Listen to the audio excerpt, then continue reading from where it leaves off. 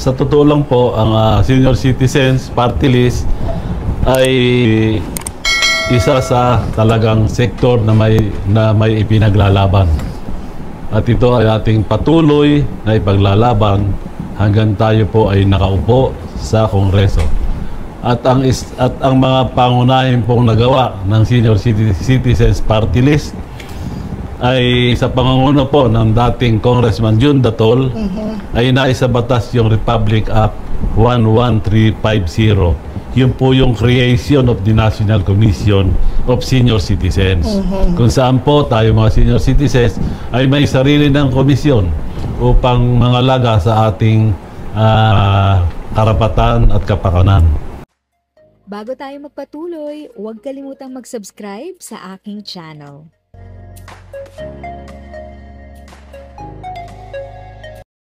Thank you sa pag-click ng aking video. Good day po sa lahat ng mga nanonood. Sa mga bagong viewers at napadaan lang, by the way, I'm Tita Eda. Welcome to my channel. Ang channel na maghahatid sa iyo ng dagdag kaalaman tungkol sa government services, bagong mga balita at informative videos na galing sa legit na resources. Mag-subscribe na para updated ka. Ang Senior Citizens Party List po ay nagsimula pa ng 2016, pero kayo po ay naupo.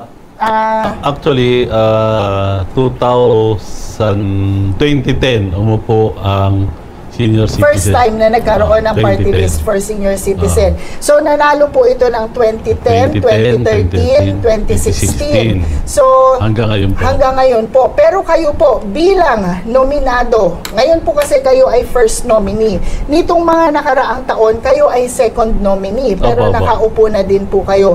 Sa inyo pong pagsiservisyo, ito po ay pangalawa nyo na pong term.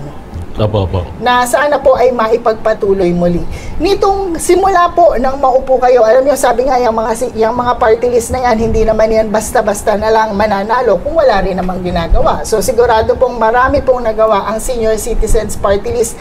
At ano na nga po ba sa palagay ninyo, sa dami yan, hindi po natin kakayanin lahat, yung mga importante na naisabatas o dun sa existing na batas ay naidagdag po natin para mas maganda ang benepisyong tanggapin ng ating mga senior citizen. Okay. Sa totoo lang po, ang Senior Citizens Party List ay isa sa talagang sektor na may ipinaglalaban. At ito ay ating patuloy na ipaglalaban hanggang tayo po ay nakaupo sa Kongreso. At ang mga pangunahin pong nagawa ng Senior Citizens Party List ay sa pangunguna po ng dating Congressman June Datol ay naisabatas yung Republic Act 11350. Yun po yung creation of the National Commission of Senior Citizens. Kung saan po tayo mga senior citizens ay may sarili ng komisyon upang mangalaga sa ating karapatan at kapakanan.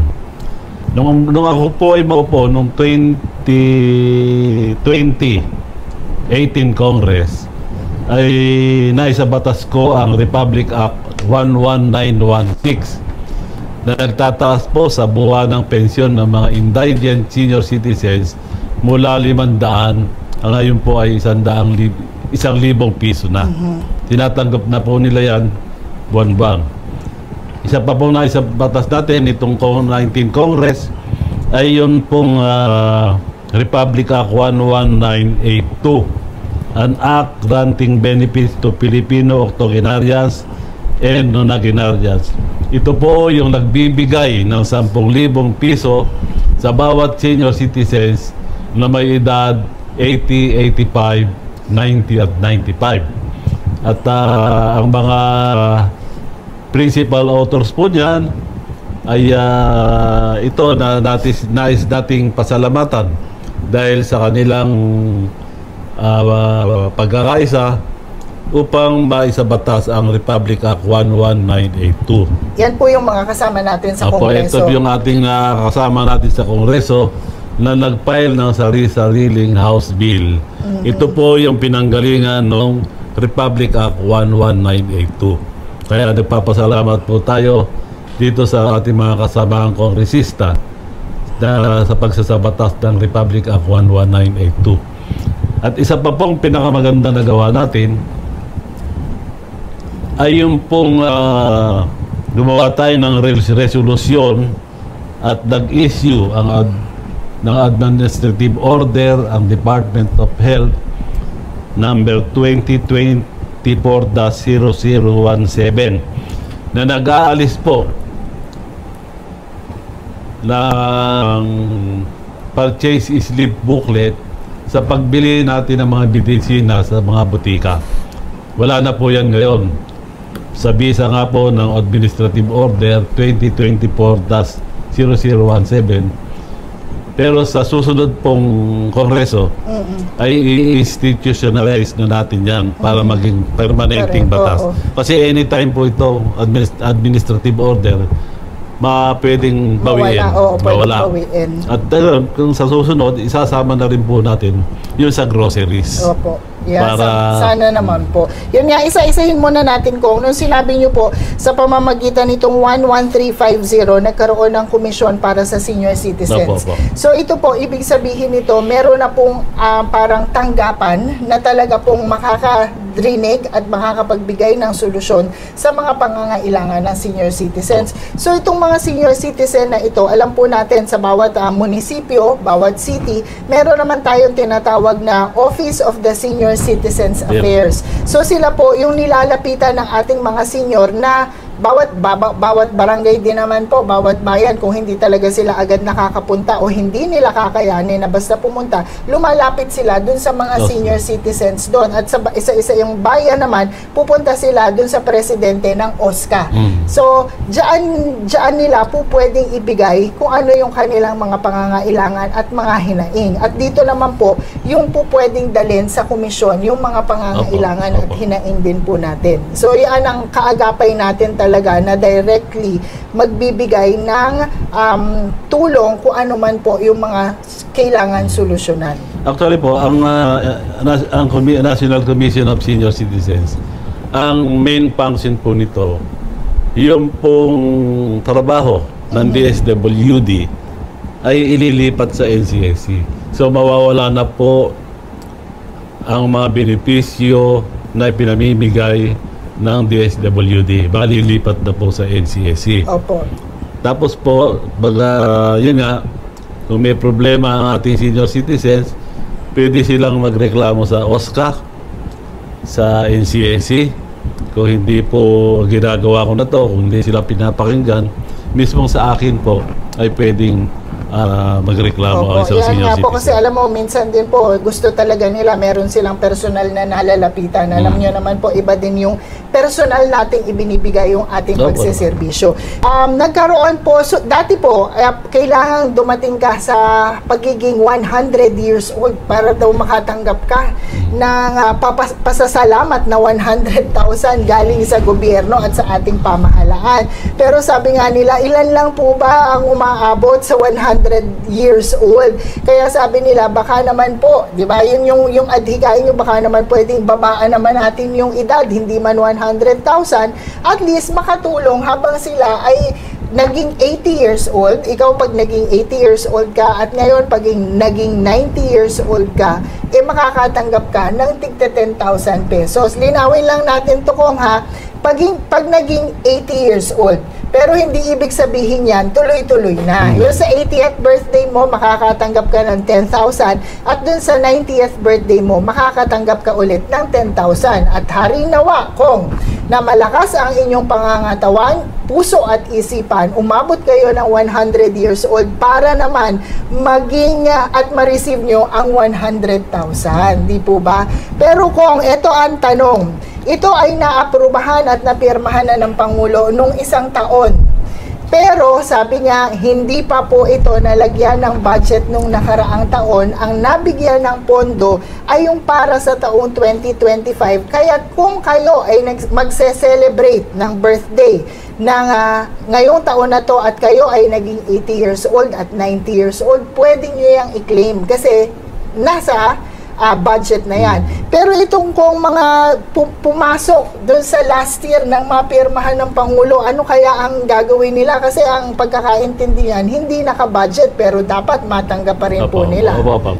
nabalik po tayo ron sa yung tinatanong niyo bakit yung dapat nakatanggap ng 2024 ay mauna doon sa tumatanggap na ngayon. Ang naging problema nga rin po, medyo masama rin ang budgeting. Inuna nilang budgetan yung this year, nalimutan nila yung buwan ng 2024 na beneficiaries. Pero yan naman po, sinisigurado naman sa atin na matatanggap. Yun nga lang po, medyo maghihintay po tayo, makalikom ng pondo para po mabigyan itong mga matagal nang naghihinaing at bakit sila pa ay nahuli. Dapat sila yung unang makatanggap. Yun po yung at wag po kayong umasa po kayo, wag po kayong mawawala ng pag-asa. Makakatanggap po kayo diyan. Ang problema natin, baka kunin na ni Lord yung ibang dapat tumanggap, hindi na nila ma-enjoy. Pero paano yun kung sakasakali man na halimbawa last year dapat nakuha nila, di ba? Pero kinuha ni Lord, dapat natanggap nila yun. Makakakuha naman yung pamilya. Oo, at least lang kasi benepisyo nila yun At dapat natanggap nila dun sa panahon na yun na tayo yung nagkaroon ng pagkukulang na hindi agad nila natanggap. Kaya sinisigurado natin. At kung hindi po makakatanggap, ipaglalaban po natin. Yeah, napakaganda pong pakinggan. Isa din dito sa sinabi mo kong, ayun ngang pagtatanggal ng pagpapakita ng purchase booklet para sa mga bumibili ng gamot. Yan, medyo ito po kasi talagang pag pumupunta tayo dun sa mga butika, medyo lagi na lang tayo nakikipag-usap. Baka naman pwede mo na kaming pagbigyan kasi naglalakad lang kami dito ngayon. Biglang naalala mo, meron ka palang gamot na kailangan bilhin, hindi mo nabili kasi hinahanapan ka ng purchase booklet. So ito, maganda din to. Pero paalala lang po, ito ay para lang sa medisina. Tama po po. So kung sila po ay pupunta sa grocery o sa supermarket para gamitin ang kanilang citizen ID para maka-discount, ito po kailangan rin ipakita. At yun nga po, sana po umaasa tayo na ngayong darating na kung kayo ay maluluklok muli, mapataas din naman po natin ang presyo ng ang discount na matatanggap natin pagka sa grocery tayo bumibili. Kasi kahit nadagdagan to from 500 to 1,000, yung halaga ng mga bilihin po ngayon kung tumaas na po lahat. If sa tingin mo, natulungan ka ng video ko na ito, nakasave ka sa oras mo, you can click yung thanks button at any amount ay malaking help sa pag-grow ng channel ko. Yan lang po muna ang aking update. Sana ay nakatulong na dagdag kaalaman ang aking shinare today. Ang goal ng aking channel ay mag-create ng awareness. Kung ganitong mga topic ang gusto mo, panoorin mo ang mga videos ko na ito.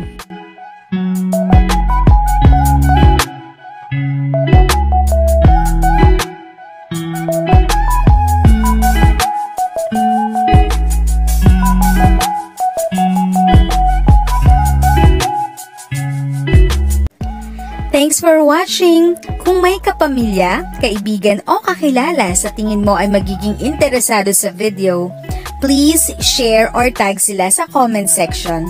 At syempre, if nagustuhan mo ang video, i-like mo na ito at subscribe ka na din. As always, feel free to write your questions, comments, and opinions respectfully. And continue to be a blessing and stay safe!